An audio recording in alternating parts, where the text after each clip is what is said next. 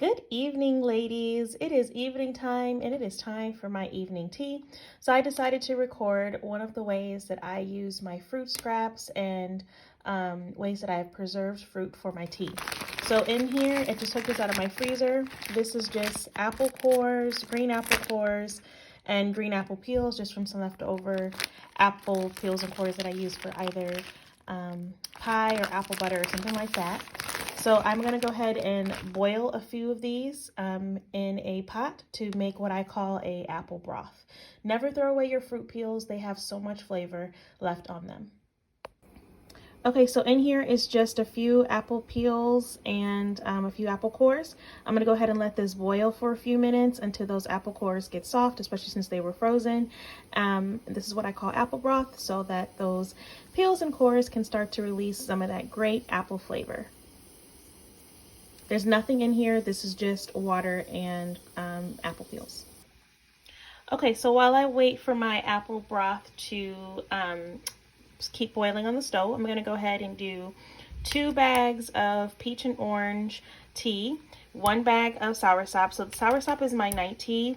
It is good for so many things, and it's also something that I've been drinking to help me lose weight. I have so many ways that I make it because I don't like it by itself, so I mix it with different fruits, just to kind of up that taste. So I'm going to use 2 of these, 1 soursop, and I'm also going to use a dehydrated orange slice for some extra flavor. And I'm going to go ahead and put it in my mug.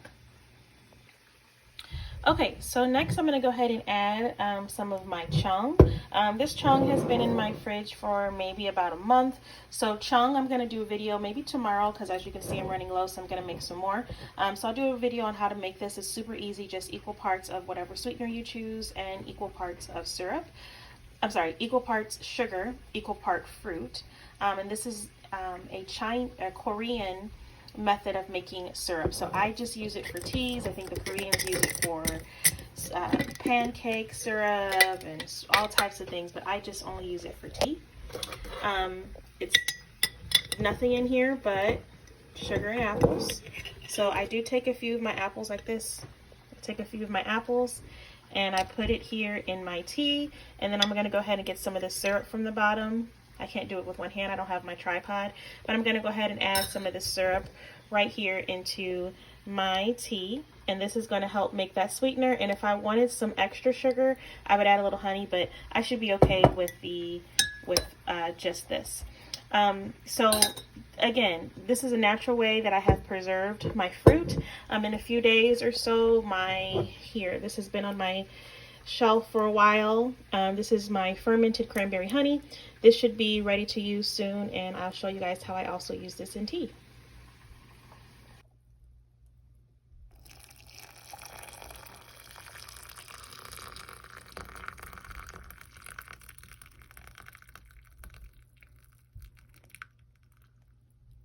Okay, so sometimes I go ahead and let these peels stay in the mug. I am going to put a few in there just for some extra flavor.